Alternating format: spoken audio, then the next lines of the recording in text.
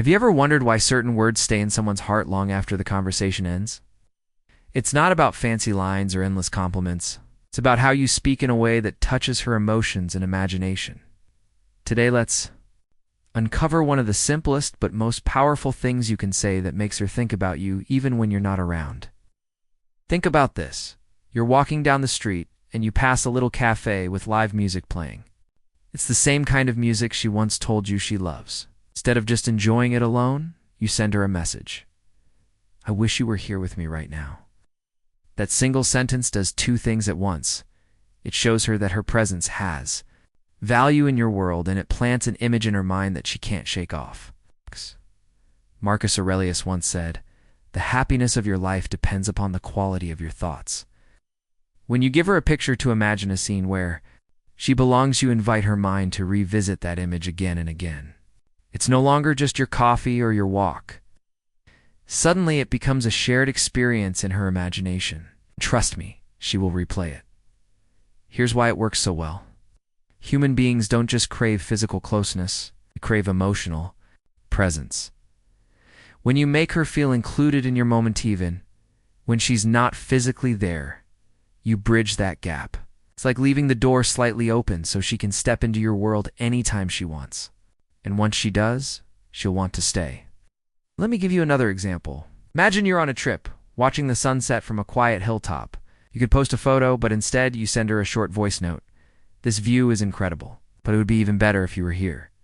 Now, she's not just seeing a sunset on your feed. She's imagining herself next to you, feeling the wind, hearing your voice. That's not just communication, that's connection, Seneca wrote. We suffer more often in imagination than in reality. In the same way, we also love more often in imagination than in reality. When you know how to speak to her imagination, you make space for her to love you, even in your absence. And that is what makes her miss you more than she expected. So remember this. It's not the length of your message, but the depth. One sincere sentence said with presence can echo louder than 1,000 casual texts. It's not about overwhelming. It's about inviting her into moments she can't forget. When she thinks back on them, she thinks of you. In the next part, we'll go even deeper into how words can create a sense of safety and peace, something every woman longs for, but rarely finds. But for now, take this first key.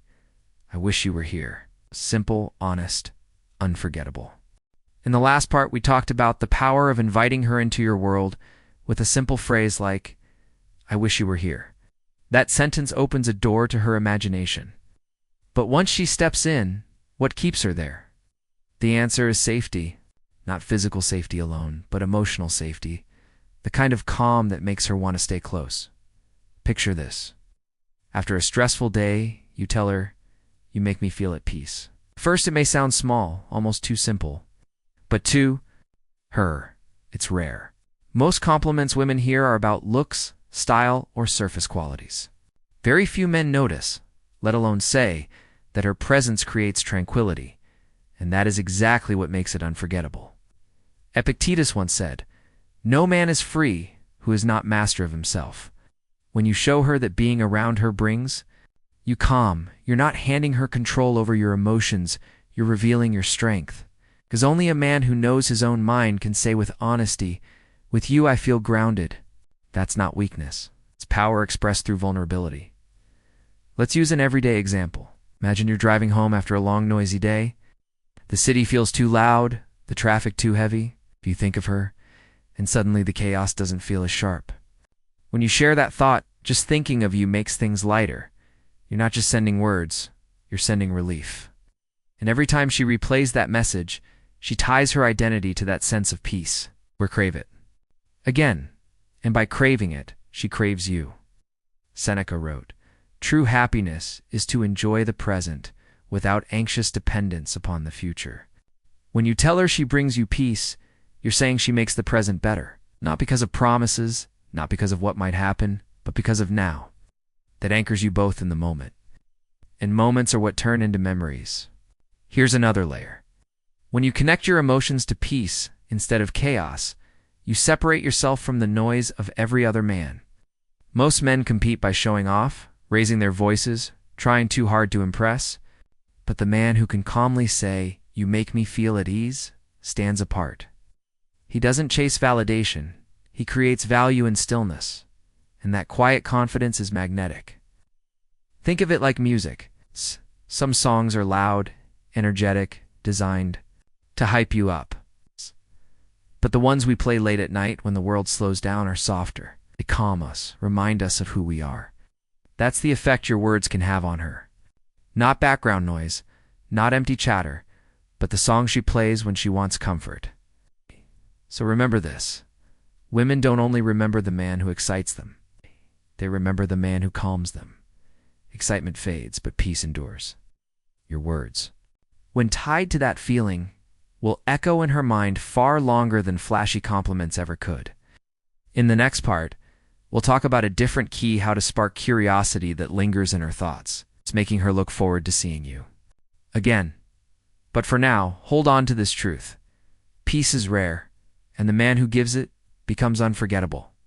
We've talked about inviting her into your world and about giving her peace. Now let's explore another key, how to spark curiosity and leave behind a lasting sense of uniqueness. Because when curiosity is combined with connection, it creates a memory that doesn't fade. Imagine this moment.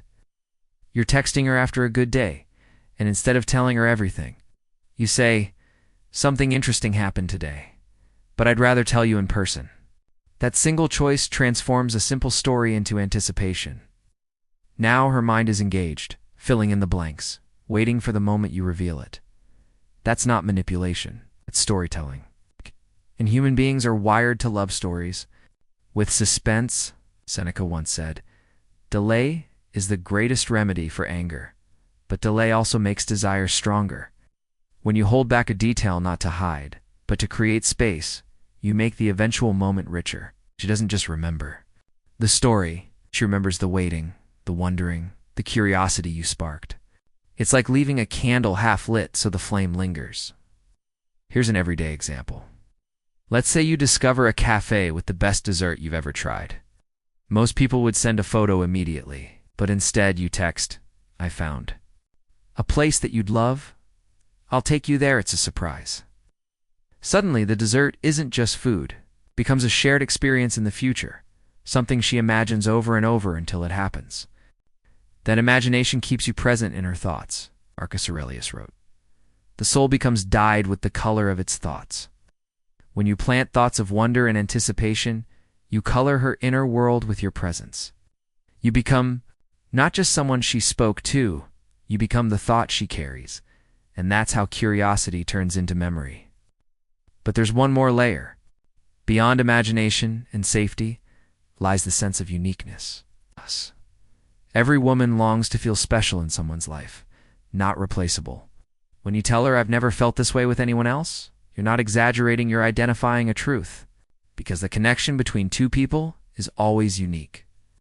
By naming it, you make it real for her and unforgettable. Picture this. After spending time together, you say, "It's strange. I find myself telling you things I don't tell anyone else." That isn't just a compliment. It's a statement of rarity, and rarity is what makes something precious. Epictetus once said, "It is not what happens to you, but how you react to it that matters." When you react to her presence by recognizing its uniqueness, you create value without needing grand gestures. Your honesty becomes the gift. And in her memory, you're not just another man, you're the man who saw her differently. The recap. Invite her imagination with, "I wish you were here." Give her peace with you, make me feel at ease. Spark her curiosity with, "I'll tell you when I see you." And affirm her uniqueness with, "I've never felt this way with anyone else." For simple keys that make you unforgettable. Remember, it's not about saying more. It's about saying what resonates. Words, when spoken with intention, echo longer than we realize. As Marcus Aurelius reminded us, waste no more time arguing about what a good man should be. Be one. Be the man whose words leave peace, curiosity, and uniqueness in her heart. If this video gave you insight, hit the like button. Share it with someone who needs to hear this. And most importantly, subscribe to Stoic Glow for more lessons that blend timeless Stoic wisdom with modern love and life. Until next time, stay grounded, stay calm, and let your presence speak louder than your absence.